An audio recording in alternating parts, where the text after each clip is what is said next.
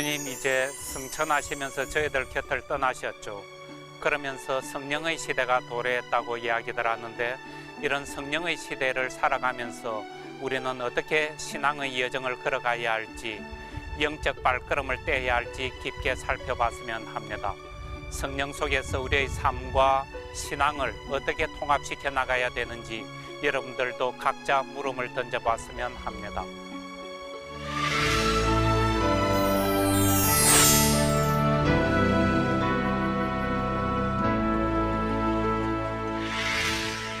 성부와 성자와 성령의 이름으로 아멘. 좋으신 예수님, 저희들 이 긴 여정에 계속 함께 하시면서 필요한 은총들을 더해 주시어 감사드립니다. 당신께서 승천이라는 사건을 통해서 보이는 형상에서 이제는 저희들 곁을 떠나시고 저희들은 성령의 시대를 살아가고 있습니다. 당신의 영인 성령께서 어떻게 움직이고 활동하고 계시는지, 저희들 삶 속에서 그 표징들을 어떻게 읽어드리고 살아갈 수 있는지 필요한 가르침을 베풀어 주시고 길 안내를 해 주십시오. 그리하여 저희들의 구체적인 삶을 통해서 당신을 더 깊이 알아듣고 더 많이 사랑하고 당신 뒤를 잘 쫓아갈 수 있도록 필요한 은총들을 더해 주시고 이끌어 주십시오. 좋으신 당신 이름으로 기도드렸습니다. 성부와 성자와 성령의 이름으로 아멘. 우리 지난 시간에 부활까지 봤죠. 이제 영신수련의 대단원을 마감을 하는 그런 단계에 와 있는데 23번부터 시작해서 첫째 주간, 둘째 주간, 셋째 주간, 넷째 주간, 그리고 우리 다음 주에 이제 마지막인 사랑을 얻기 위한 관상하는 것을 볼 거예요. 근데 지난주에 이 부활 사건, 그 전에 순환 사건, 셋째 주간이 순환이었고 넷째 주간이 부활, 여기까지 봤죠. 사랑을 얻기 위한 관상으로서 모든 우리의 영적 여정을 총마무리하기 전에 이 사이에 들어가는 두 개가, 하나가 승천이고 또 하나는 성령 강림하는 것, 이 두 개를 우리가 좀 오늘 살펴봤으면 하는 거예요. 그래서 좀 전에 시작 기도에서도 이야기를 했지만은 예수님 승천하시면서 우리 곁을 떠나신 다음에 그 이후로는 예수님의 시대가 끝나고 성령의 시대로서 우리는 지금 쭉 살아가고 있죠. 물론 이 성령으로서 대표되지만은 여기에는 예수 그리스도, 성부이신 하느님 아버지 다 함께 들어와 계시는 거죠.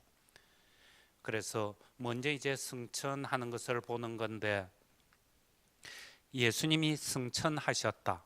그래서 사랑하시던 제자들 곁을 떠나시고 우리 곁을 떠나셔서 본래 오셨던 곳으로 되돌아가셨다.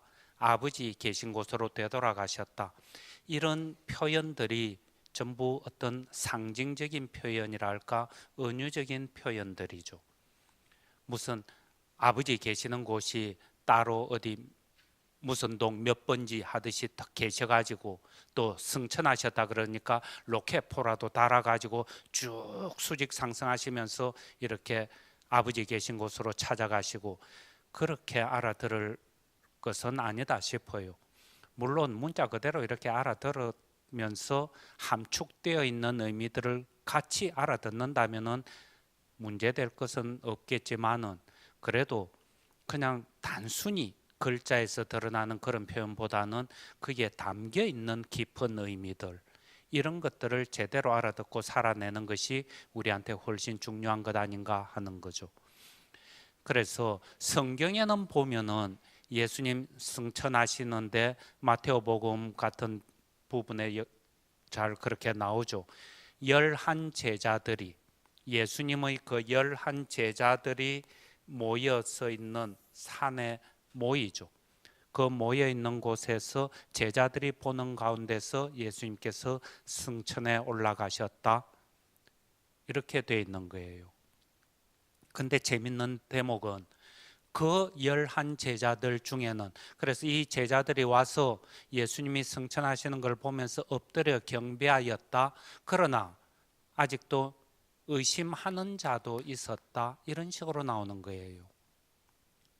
이게 무슨 72명의 제자라든지 500명의 제자라든지 이런 많은 수의 제자들이 아니고 우리 교회의 초석을 이루고 있는 11 제자, 즉 11 사도들이죠.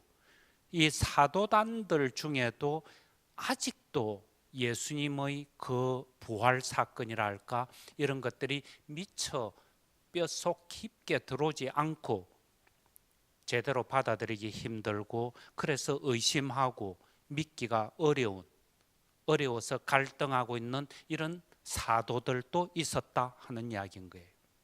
이게 우리 교회의 모습이기도 하다 하는 것.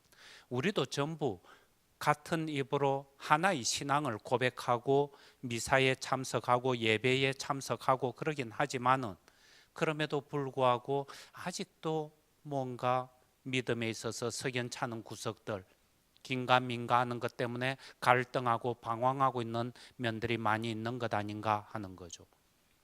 근데 우리 지난 부활 주간을 설명하면서 의문점들을 좀 던졌었죠. 부활 사건을 보면은 우리가 이해가 안 가는 부분들이 너무 많다. 그 중에서 두드러진 예 하나는 제자들이 예수님을 알아보지 못했다. 이런 이야기들이었죠.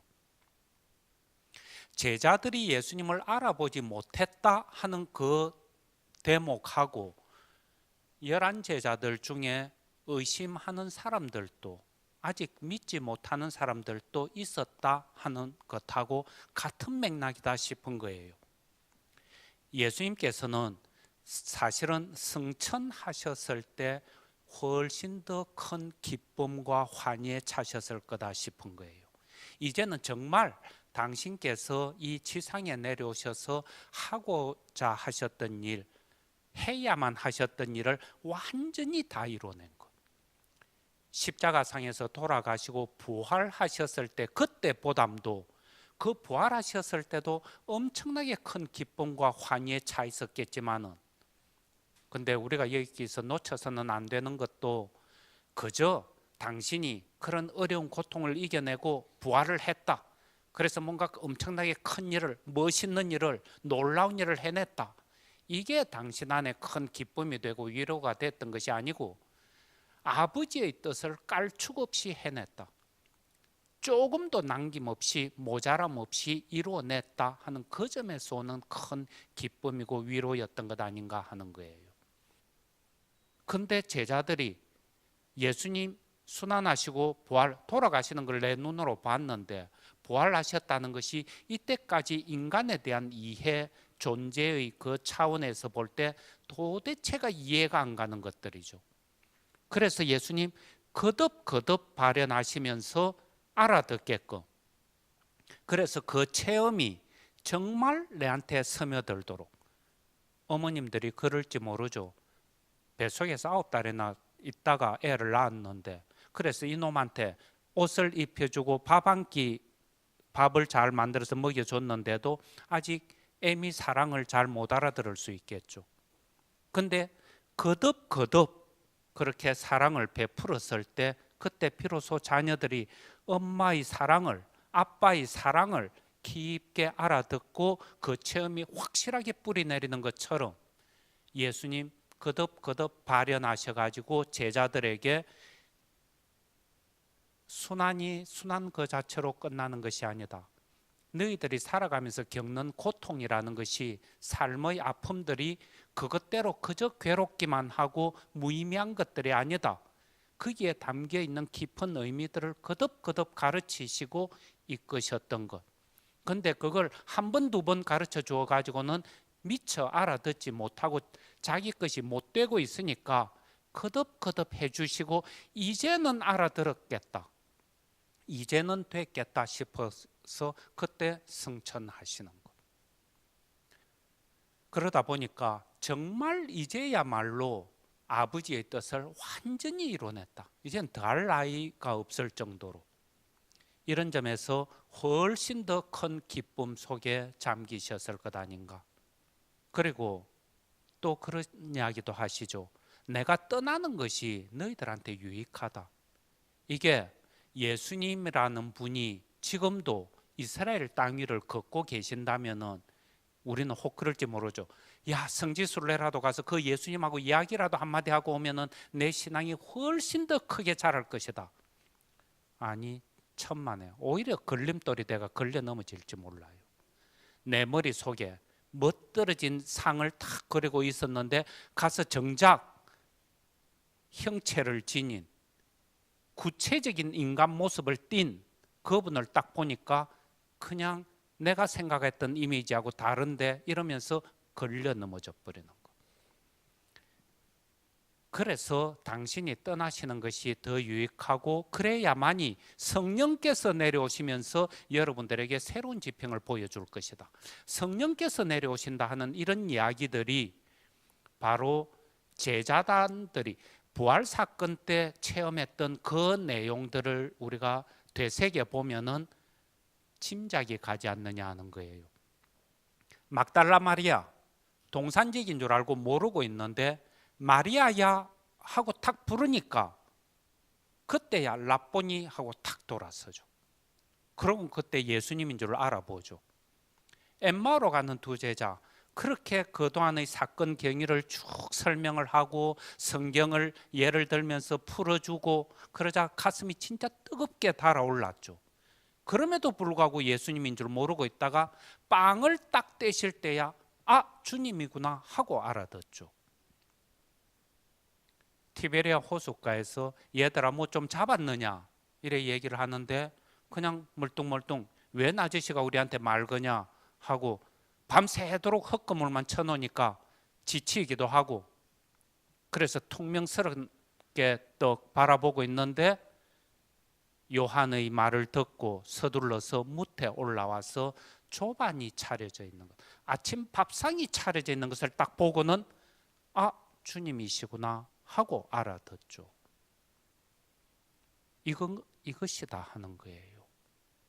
여러분들이 이제는 예수님을 그 전에 제자들이 3년 동안 예수님과 생사고락을 같이 하면서 쭉 움직였던 그때 두 눈으로 보고 귀로 듣고 손으로 만지고 했던 그 예수님 모습은 없어진 거예요. 없어졌는데 뭔가를 어디에서 접촉을 하면은 적어도 이런 느낌은, 이런 감각은 그때 예수님하고 같이 있을 때만 체험했던 내용이다. 이런 것들이 살아있는 거예요. 그 감각, 그 접촉면에 딱 맞닿을 때 우리는 아, 주님이구나. 아, 예수님이시다 하고 깨어나는 것. 이러다 보니까 이제는 예수님의 그 상에 붙들려 버리는 것이 아니고 철저하게 예수님께서 보여주셨던 그 삶의 원리, 인생에 대한 가치, 세상을 바라보는 시각 이런 데에 가서 전부 걸리면서 주님이 계시구나, 하느님께서 움직이고 계시구나 이런 것들을 알아듣게 되는 것이다 하는 거죠. 이런 이야기들이 그대로 성령 강림 사건, 우리 사도행전에 보면은 오순절 때 성령 강림 사건이 일어나는 것, 그 표현들을 하고 있죠. 제자들이 이야기를 하는데 각 지역에서 몰려온 사람들, 거기에 나오는 여러 지명들이 우리한테 그냥 좀 낯설고 잘 모르겠다 싶으면은 그냥 일본 사람도 있고 중국 사람도 있고 미국 사람도 있고 독일 사람도 있고 아프리카 사람도 있고 각 나라에서 몰려든 사람들이 쭉 있는데 거기에서 사도들이 이야기를 하는데 전부 자기 나라 말로 알아들어 버리는 거예요. 동시 통역이 다 돼가지고 저절로 알아들어 버리는 것. 이것이야말로 단적인 예가 되지 않겠느냐 하는 거예요. 예수님께서, 성령께서 이렇게 움직이시는데 드러나는 모습은 전부 다른 거예요. 가르침을 통해서, 치유를 통해서, 위안을 통해서 온갖 것들이 드러나는 모습은 틀리지만은 알아듣는 것은 아, 주님이시구나 하고 이렇게 알아듣는 것. 그럼 여러분들한테, 우리한테 필요한 것은 뭔가? 여러분들이 그러면은 예수님을 알아보는 표가 무엇인가? 예수님과 주님이시구나 하고 연결고리를 찾아내는 그 접촉면이 어딘가 하는 것. 이것은 대단히 중요한 문제다 하는 거죠. 그래서 성천 사건에서 예수님이 그런 식으로 보여주시면서 이제 떠나가시는 것. 즉, 이 말은 이제는 내가 내 이런 어떤 형상을 띠고 구체적인 모습으로서 드러나는 것은 전부 멈춘다. 그 대신 내가 살아 생전에 움직였던 원리들이 드러나는 형태로만 존재하겠다. 이런 이야기들이죠. 그러니까 또 성천이라는 것은 우리는 그냥 예수님 이렇게 부활하시고 나서 40일 정도를 계속 이렇게 제자들에게 발현하시면서 다시 가르치시고 그러고 난 다음에 승천하셨다. 이런 식으로 숫자화하고 어떤 시각화도 시켜놓고 이러지만은 어떤 의미에서는 예수님을 직접 만나면서, 그러니까 초대 교회, 예수님의 그 제자단들, 사도들을 중심으로 한 이 제자단들이 예수님을 직접 보고 듣고 느끼고 하면서 알아들었던, 그리고 그것을 실마리로 해가지고 다른 사건을 통해서 예수님을 알아듣는 이런 어떤 체험의 유형이라 그럴까, 사건이 일어나는 모습이 이제는 끝났다 하는 그 의미이지 않느냐 하는 거예요. 그러니까 1세대라 그럴까, 예수님을 직접 만나면서 예수님을 알아들었던 그 체험의 세대들이 끝났다. 이제는 더 이상 예수님을 직접 보고 듣고 만지고 그러면서 느낀 사람은 없다. 그 1세대들은 끝났고 그 1세들이 외형적인 면까지도 전부 벗어 던져버리고 진짜 속 알맹이 원리들이, 생명의 논리들이 살아서 꿈틀거리는 그걸 보면서 알아듣는 것, 훨씬 더 영적으로 성장하는 것이고 인간 존재가 깊어지는 것이죠. 우리가 부모님들이 다 있고 우리 다 부모님 밑에서 나왔죠. 지금 여러분들 자녀들이 그럴 거예요. 야, 우리 엄마는 진짜 이뻐. 내가 봐도 탤런트 뺨치게 우리 엄마는 젊고 이뻐. 이러는 엄마의 모습들, 그런 시대가 있고, 그 시대가 더 지나서 나중에 이제 연세들이 좀 더 드시면은 쪼글쪼글해지고 할머니가 되고 볼품 없어지고, 그런 외형적인 변화들을 뛰어넘어서 외형적인 변화가 어떻게 바뀌어 나가든 그 알맹이 속에서 엄마의 원리, 엄마를 알아듣는, 부모를 알아듣는 감각들, 이런 것들은 계속 자라고 있고 깊어지고 있다면은 엄마를 이해하고 받아들이는 그런 모습, 혹은 엄마랑 더불어서 살아가는 모습, 이런 것들이 훨씬 더 깊어지고 심화되고 있는 것 아니냐 하는 거예요. 예수님의 성천과 성령 강림, 이런 것들이 바로 이런 점들을 두드러지게 드러내고 있는 것 아닌가 하는 거죠. 그래서 우리는 성부의 시대가 있었고, 그냥 좀 거칠게 이렇게 나눠 가지고, 그 다음에 성자의 시대가 있었고 요즘은 성령의 시대다, 이런 식으로 이야기들을 하죠.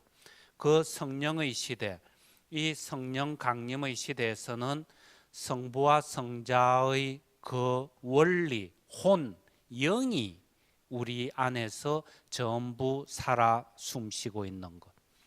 그래서 이제는 우리는 예수님을 이런 데서 만나야 된다, 저런 데서 만나야 된다, 예수님 모습은 이렇다 저렇다, 여기에 사로잡힐 것이 아니다 하는 거예요.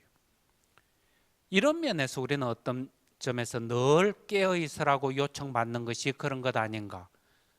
때로는 옆에 있는 친구의 모습으로, 때로는 길거리에서 지나쳐 만나는 그런 사람의 모습으로, 때로는 학교 선생님의 모습으로 여러 형태들로 오게 되고, 그럴 때 주님을 알아보는 표가 있으면은 그 시각을 형성하고 있으면은 주님을 알아뵙게 될 것이고, 그것이 예수님의 부활 사건, 제자들이 부활하신 예수님을 만났던 예수님의 그 발현 사건하고 성격이 똑같은 것이 될 것이다 하는 거죠. 이것이 우리가 영신수련 둘째 주간 처음에 91번부터 98번까지 그리스도의 나라에 대한 관상을 하면서 모든 믿지 아니하는 사람들을 데리고 아버지의 영광 속에 들어간다. 이것이 내 꿈이다. 여러분들 함께 하겠느냐? 이런 이야기 했었죠. 그런 그리스도의 나라가 점점 자라는 것, 그리고 하느님의 나라는 끊임없는 성장에 초점이 맞춰져 있다 그랬죠. 그런 하느님의 나라, 그리스도의 나라가 계속해서 성장해 나가는 것, 그것이 바로 성령 강림 사건이지 않느냐 하는 거예요. 이제는 시간과 공간을 다 뛰어넘는 거예요. 당연히 여기에 인종을 뛰어넘고 남녀, 고하, 노소를 다 뛰어넘는 거예요. 그러면서 예수님의 원리가 곳곳에서 터져 나오는 거예요. 이런 것들을 볼 때 우리는 시대적으로 뿐만이 아니고 공간적으로도 전 세계적으로 그리스도의 나라가 점점 확장되어 나가고 있는 것 아닌가. 그래서 이런 것들이 성령 강림 사건의 대표적인 표다 하는 거죠. 그럼 이제 그렇게 볼 때 성령 강림 사건에서 우리가 두드러지게 볼 수 있는 면들이 뭔가? 지난 부활 때도 이야기를 했지만은 예수님 첫 번째의 사도직이 위로하시는 사도직이다 그랬죠. 제자들이 기가 꺾여 있고 두려움과 불안에 사로잡혀 있을 때 거기 오셔가지고 여러분 너희들 평안하냐 하고 물으시는 것, 위로하시는 모습. 이 위로의 체험, 위로를 받고 힘을 얻는 이런 체험들, 이런 체험이 여러분들 삶 속에서 일어나고 있다면은 그때 성령 강림 사건인 줄 알아야 될 것이다. 그것도 나는 생각지도 않았던 장면에서 어떤 분 그런 얘기를 하더라고요. 어떤 자매가 길거리에서 뭘 막 한참 울고 있었다 그러던가 쓰러져 있었다던가. 근데 그분이 이렇게 다가가서는 왜 그러느냐고 부둥켜 안고 일으켜 세우고 그러고 뭘 이렇게 좀 돌봐주고 이러자 그 자매가 그냥 그 자매한테 같은 여자분이 다가가서 그랬는데 그냥 거기에 안겨 가지고는 한참을 그렇게 울더라는 거예요. 그분은 그 길거리에 쓰러져 있던 그분 이야기는 제 눈으로 볼 때는 이거는 분명히 그냥 예수님의 발현 사건, 부활 사건의 일종이라고 보여지는 거예요.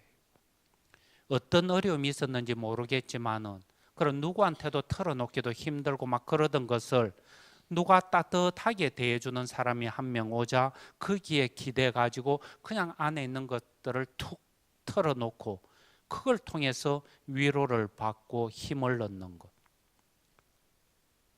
그 다음날 그분 남편한테서 전화가 왔었다 그러죠. 자기 부인이 어려울 때 좀 돌봐줘서 고맙다고. 예를 들면 그냥 그런 거예요. 이런 모든 것들을 그저 그냥 우리 세상 살아가는 이야기 하듯이 좋은 사람 만나가지고 내 이야기도 좀 잘 들어주고 밥도 한 그릇 사주고 그래서 힘이 됐다. 이런 식으로도 얼마든지 정리하고 갚아버릴 수 있겠죠. 근데 이걸 우리가 영적인 눈으로 보기 시작하면은 좀 더 깊은 존재 차원에서 읽어드리기 시작하면은 그 경지에까지 내려가게 되는 거예요. 어쩌면은 좀 전에 예를 들었던 그런 분이 신자라면은 아니면 혹 나중에 세례를 받고 신앙을 갖게 된다면은 그래서 예수님에 대해서 뭔가를 알게 된다면은 어느 날 문득 야, 내가 그날 겪었던 그게 바로 예수님이었구나.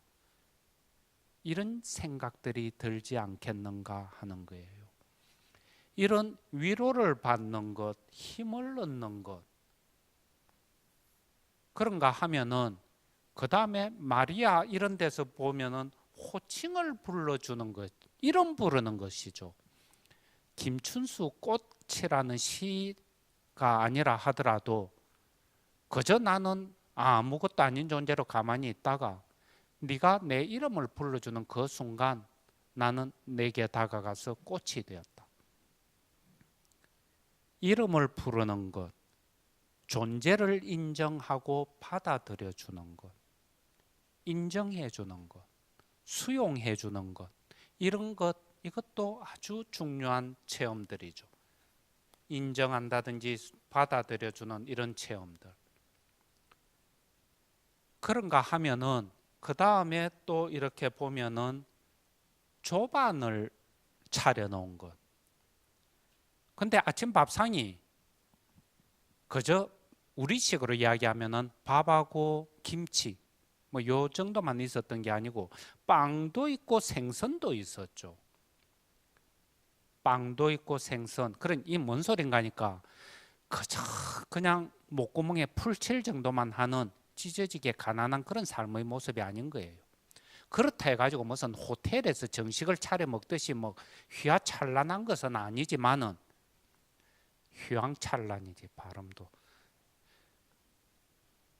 의식주의 삶에 대해서 어느 정도는 맡겨지고 있는 것, 채워지고 있는 것, 이런 것도 중요한 모습인 거예요. 우리가 식사할 때마다 신앙인들이라면은 식사 전 기도 혹은 식사 후 기도, 기도를 바치죠. 이거 은혜로 내려주신 이 음식과 우리에게 강복하소서. 이런 이야기들이 그저 그냥 앵무새 외우듯이 그렇게 주섬주섬 외우는 것이 아니고 밥상이 차려져 있다 하는 것에서 티베리아 호숫가에서 제자들이 그 밥상을 받아 들었던 이 체험하고 연결이 되는가? 원리는 그 원리에 가 있는 것 아닌가? 그래서 우리는 밥 한 끼를 받아 들고는 감사의 기도들이 나오는 것 아닌가? 물론 이제 이런 게 그래 허구한 날 뭐 3끼 3대 먹고 사는 거 그러다 보니까 타성에 젖어서 그저 그냥 무감각하게 둥둥 떠내려가고 있는데 사실은 앞에 앉아서 깊게 한 차례 머물기라도 한다면은 밥상이 차려져 있는 이것이 예사일로 느껴지겠는가 하는 거예요.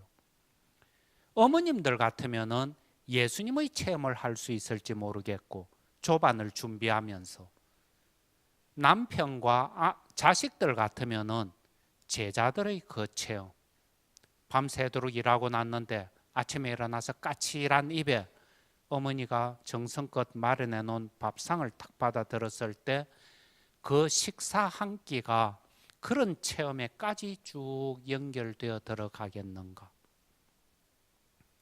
그런가 하면은 또 엠마오로 가는 두 제자들한테 예수님께서 여러 가지를 풀어서 설명을 해 주시죠. 그래서 안다 하는 것이 아주 깊어지죠. 암하는 것. 안다 할까 배운다 그럴까. 이 알미 깊어지는 것. 새로운 것들을 알아들으면서 점점 그 진리에 가까이 다가가는 것. 여기에서 올라오는 큰 기쁨이나 위로들. 가슴이 벅차오를 정도였다 이렇게 이야기를 했으니까 이러한 것들을 보게 되거든 여러분들은 예수님이 계시구나 하는 것을 알아들어라. 성령 강림 사건이라는 것은 이런 식으로 벌어지는 것이고 예수님이 승천하셨다 하는 것의 본래 의미는 여기에 담겨 있는 것이지 않겠느냐. 근데 여기에서 이렇게 보면은 의식주 그저 웬만큼 평범한 가정 중류 과정으로서 먹고 입고 자고 하는 것, 그런 것들이 충족되고 있는 것을 보거든 주님께서 준비하셨구나 하고 알아들어라. 살아가다가 기가 꺾이고 힘들 때 위로를 받으면서 힘을 얻게 되거든. 친구가 따뜻한 말 한마디로서, 전화 한 통으로서, 문자 한 통으로서 말이 전달되어 오고 그게 여러분 안에 위로가 되거든. 주님께서 발현하셨구나 하고 알아들어라. 마찬가지로 나를 인정을 해주고 받아들여주고 귀한 사람 대접을 해주거든. 역시 그렇게 알아들어라. 여러분들이 강의를 듣고 책을 읽고 설명을 듣고 직접 보고 듣고 이러면서 뭔가 알미 깊어지면은, 그래서 그것이 참 기쁘고 힘이 되면은 주님께서 가르쳐주고 계시는 것인 양 알아들어라. 이런 일들은 우리 일상의 삶에서 지천으로 널려 있고 일어나고 있는 일들이지 않느냐. 근데 이런 모든 것들을 그냥 우리는 존재의 대사설을 가지고 이야기를 하면은 마인드 차원에서, 그저 인간 차원에서, 심리 차원에서, 이성 차원에서 다 정리해버리고 말아버릴 수도 있다. 근데 그 현상을 한 단계 더 들어가서 스피릿의 차원에서, 영의 차원에서 다 읽고 해석할 수도 있고, 그렇게 되면은 훨씬 더 깊게 음미하고 맛들이고 힘을 얻을 수 있는 것 아니냐. 이렇게 된다면은 여러분들의 삶하는 구체적인 일상의 삶하고 신앙이라는 것하고 분리될 수가 있는 것이 아니고 이것이 하나인 것 아니냐. 이런 삶을 걸어가고 있을 때 비로소 우리 안에 행복한 발걸음, 행복한 삶이 이루어지지 않겠느냐. 이런 것들이 신앙교육에 있어서도, 신앙생활을 하는 데 있어서도 참으로 필요하지만은 모든 교육에 있어서도 이런 일들이 일어나야 되지 않겠느냐. 진정으로 행복한 삶을 살기를 원하는가? 그렇다면 우리가 어떻게 움직여야 되겠는가? 이런다면 요즘 현대 교육에 있어서 일어나고 있는 여러 가지 어려움들, 갈등들, 경쟁 일변도로 나가고 순위 매기고 스펙 쌓아가지고 좋은 회사 취직하는데 혈안이 돼 있고 점수 1점, 2점을 가지고 난리를 치고 이러는 사람들이 어떻게 이런 풍요롭고 따뜻한 삶을 살아낼 수가 있겠는가? 우리가 어른들이란 사람들이 전부 회심을 해가지고 애들이, 자녀들이 어릴 때부터 이런 식으로 바라보고 해석하고 그렇게 살아가도록 이끌어줬다면은, 그래서 학교라는 것이 그렇게 움직이고 있다면은 요즘 우리 젊은이들, 어린이들, 청소년들이 훨씬 더 다른 삶을 살게 되지 않겠는가? 그저 공부에 짓눌려 가지고 학교에 진학하기 위해서, 취직하기 위해서 그저 외우는 데만 집중해 있고 자기 자신에 대한 고유한 모습을 발견하면서 자기 이름을 불러주는, 내 이름은 내 하나밖에 없죠. 마리아야 하고 탁 불러주는, 너는 네 나름대로의 고유한 가치와 재능과 의미가 있는 존재다 하고 인정하면서 불러주는 이런 것들이 어릴 때부터 교육이 되어야 되지 않겠는가? 근데 그걸 우리는 전부 성적 중심으로 그저 좋은 성적 따가지고 내신 성적 좋고 수능 성적 좋고 그래가지고 인류대학, 이류대학 쭉 등급 매겨놓고 거기에 막 집어넣으려고, 공부 잘하는 이과 학생 같으면 전부 의과대학에 가야 되고 문과 학생들 같으면 전부 사법시험을 붙고 CPA 시험을 붙고 그래야 되는 것이냐? 이런 점들에 대해서 진짜 교육에 대한 철저한 혁신들이 필요한 것 아닌가? 우리가 정말 신앙인이라고 예수님의 복음대로 살기를 원하고 그 점을 우리는 믿습니다라고 이야기를 한다면은 그런 예수님의 시각, 예수님 삶을 통해서 보여주신 이 성천과 성령 강림의 원리가 우리 삶 안에서 직접 연결되어 들어오지 않는다면은 무슨 의미가 있겠는가 하는 거예요. 이런 점에서 교육이라는 것이 정말 중요하다. 신앙적인 교육도 그렇고 학교 교육도 진짜 중요하다. 이런 점에 있어서 진짜 교육의 혁신들을 좀 일으킬 필요가 있겠다. 그러기 위해서는 옆집 애들 다 하는데 내 자식 학원에 보내면서 사교육 안 시키면 그거 어쩔 건데, 밀릴 건데, 이런 식으로 해가지고는 해결이 안 되겠죠. 우리 각자가 그저 한 명 한 명이 그래? 세상이 그러냐? 나는 딴 길을 한번 가보겠다. 여기서 제가 여러분들한테 장담을 할 수 있는 것 하나는, 만약에 그래 가지고 엄마가 아빠가 간섭이랄까 통제랄까 가이드라인을 거의 다 철폐를 하고 애 하고 싶은 대로만 맡겨놔 버리면은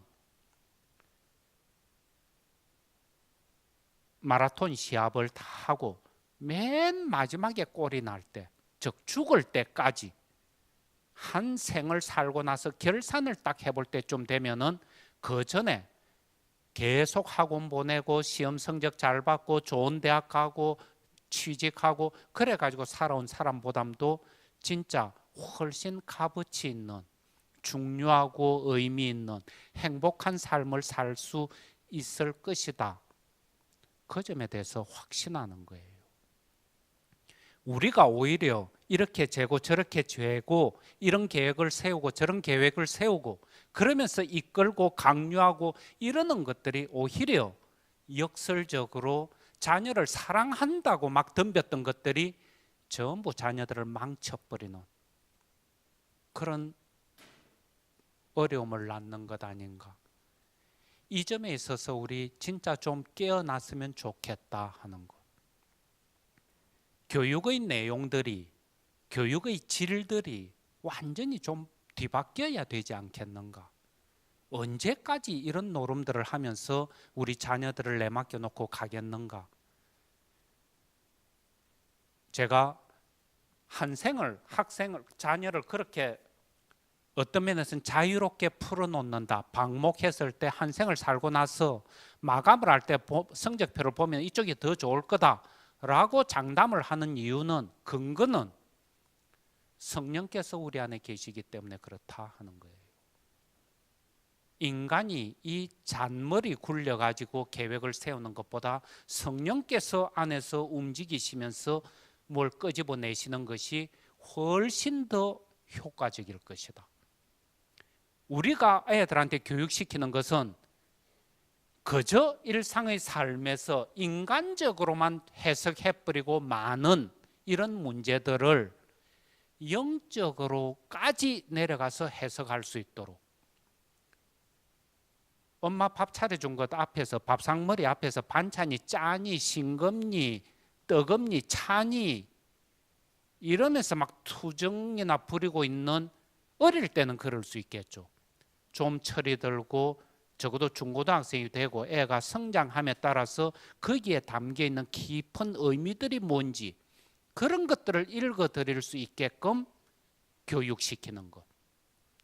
영적인 차원에까지 내려가서 친구 한마디의 위로를, 선생님으로부터 이름 불린 것 하나를, 그리고 밥 먹고 옷 입고 있는 그 사실 하나를 깊게 알아들을 수 있고 하느님께서 어떻게 움직이고 계시는가 하는 것을 어떻게 감각적으로 포착할 수 있는가, 이런 길, 그런 방법, 그것만 가르쳐 주면은, 거기에 대한 감각만 닦여 나가면은 그 다음에는 애가 뭘 공부를 해가지고 어떤 일을 할 것인지, 무슨 직장을 택해가지고 어떻게 자기 삶을 꾸려 나갈 것인지 맡겨놓으면은 처음에 몇 년 막 방황할지 모르죠. 4년, 5년 어렵게 힘들게 살지 모르죠. 그럼에도 불구하고 그런 4, 5년, 10년 정도까지의 방황, 이거 아무 문제 아니라고 보여지죠. 더군다나 요즘은 평균 연령도 높아져 가지고 막 80세, 70몇 세 막 이러죠. 그 작업이 가능해지기 위해서 여러분들에게 요청받는 것은 뭔가, 이제 성령의 시대를 살아가고 있는, 성령 강림을 통해서 성령 체험 속에서 가고 있는 여러분들이 해야 할 일은 여러분들의 구체적인 역사를, 각자 자기 개인의 역사인 거예요. 일상의 삶을 전부 그런 식으로 영적으로 재해석해내는 작업. 자녀들한테 부모님들이 들려줘야 될 것은 그런 이야기라고 보는 거예요. 내가 니를 배에 가지고 배가 산더미처럼 불렀을 때 이런 어려움들이 있었고, 이런 어려움을 내가 그때 이런 도움을 받으면서 헤쳐나왔다. 근데 그 도움, 그것이 바로 이런 식으로 성령 강림 사건이었다. 예수님께서 발현하셔가지고 나를 이끄신 사건이었다. 그러면서 자녀들한테 여러분들이 쓴 여러분들 자신의 성경을 작성하고 그걸 들려주는 것, 여러분들의 파스카 체험을 이야기해 주는 것. 이 성령 강림 사건이야말로 이제는 누구 하나 전형적인, 오직 저 사람만이 모델이고 최고고 그래서 무조건 저걸 모방해야 되고 따라가야 되고 이게 아닌 거예요. 모두가 다 예수 그리스도로서 성령의 현존으로서 그대로 드러낼 수 있는 가치와 의미들을 지닌 존재다 하는 것을 명명백백하게 드러내는 것이 성령 강림 사건. 따라서 여러분들의 구체적인 삶, 여러분들이 지나온 한 생, 그 생을 통해서 체험했던 일들, 그것들을, 그 안에는 기쁜 일도 있고 슬픈 일도 있는 거예요. 아주 유쾌한 체험이 있는가 하면은 아프고 힘든 체험도 있는 거예요. 그런 것들을 영적으로 깊게 들어가서 재해석해내고, 그 재해석해낸다는 것 자체가 이미 그때 예수님 계셨더랬구나 이러고 알아듣는 것. 그때 그 남편이 내 손을 한번 꼭 잡고 있었던 것, 그게 바로 놀라운 성령 강림 사건이었구나 이렇게 알아듣는 것. 이러기 위해서 여러분들 자신의 구체적인 삶을 끊임없이 기도하고 들여다보고 해석해내는 것은 그만큼 중요한 거예요. 그래서 여러분들 자신의 오순절 성령 강림 사건에 대한 기록물이 나와야 되는 것. 여러분들 스스로의 그 자서전을 적고 있다 보면은 사도행전의 기록들이 쭉 되어 나와야 되는 것. 더 크게는 여러분들 삶 전체에서 부딪힌 장면들이 성경이 되어서 나와야 되는 것. 이러기 위해서 여러분들이 끊임없이 또 들여다봐야 될 것이 의식성찰하는 작업이 그만큼 중요해지는 거예요. 내 일상의 구체적인 삶 속에서 예수님 어디에서 나타나셨는가? 어디서 예수님을 만났는데 내가 못 알아보고 있었는가? 또 어떤 계기를 통해서 내가 읽어드렸는가?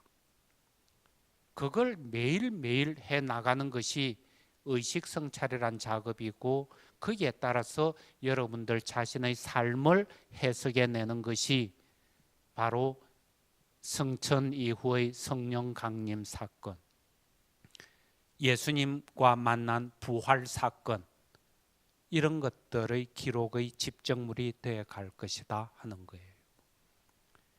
이런 것들을 통해서 여러분들이 그 힘과 위로를 받았을 때 그 체험을 여러분들의 자녀들에게, 이웃들에게 나누면서 하느님 체험이 점점 확장되어 갈 수 있도록. 이런 면에서 여러분들은 어떤 면에서는 심각한 도전을 받는 거예요. 여러분들이 진짜 예수님의 이러한 가르침을 정말 아멘 하고 받아들일 수 있는가? 그리고 거기에 쫓아서 나아갈 수 있는가? 거기에 쫓아서 자녀 교육을 시킬 수 있는가? 대학 보내려고 어떻게 하고 있는가? 사교육을 어떤 사설 학원들에 보내서 애를 뭘 만들려고 하고 있는가? 이 점에서 우리부터, 내부터 우리 각자가 깨어나고 이제는 좀 짐을 쓸데없는 누더기 같은 것 벗어 던지고 찐짜배기 살아있는 것을 찾아서 움직일 필요가 있는 것 아닌가. 그것을 위해서 우리가 움직이기 시작할 때 거기에 교육이 뒤바뀌는, 새롭게 자녀들을 가르치고 이끌어 나가는 새 모델들이 형성될 것 아닌가. 제가 학교에 있어서 그런지 모르겠지만은 대학교의 교육이 정말 좀 쇄신되고 완전히 뒤바뀌어져야 되겠다. 지금 일어나고 있는 그 교육의 모습도 나름대로 괜찮기는 하지만은 어려운 점이 너무 많으니까 거기에서 한 단계 더 업그레이드 시킬 필요가 있는 것 아닌가. 각자의 고유한 재능을 살려내는 것. 그래서 각자가 어우러져서 함께 걸어갈 수 있는 것.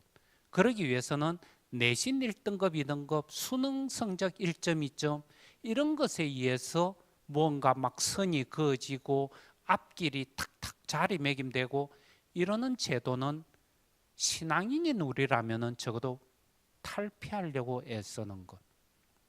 여기에 여러분들의 도움이 절실하게 필요한 거예요. 여기는 방청객인 여러분들을 향해서 이야기를 하고 있기는 하지만은 시청하고 있는 분들, 대한민국 전역에 나가고 있겠죠. 전 국민들한테 이 점을 아주 강하게 좀 말씀드리고 싶은 거예요. 내 자녀의 교육을 진짜 이대로 방치해도 되겠는가? 이 점에 있어서 우리 진짜 교육에 있어서 뭔가 좀 대대적인 근원적인 개혁을 일으킬 필요가 있는 것 아닌가? 뜻을 모으고 힘을 모으면은 가능해지지 않겠는가? 예, 이야기가 좀 옆길로 샜는지는 모르겠지만은 우리의 신앙이라는 것은 늘 삶이라는 구체적인 자리를 떠나서는 있을 수가 없는 것이다. 이런 점에서 성령의 시대에는 더더욱더 신앙과 삶을 통합해낼 수 있는 관점, 감각 이런 것들을 익히고 채워나갈 수 있도록 그렇게 애를 썼으면 합니다. 여기까지 하겠습니다. 영광이 성부와 성자와 성령께 성부와 성자와 성령의 이름으로 아멘.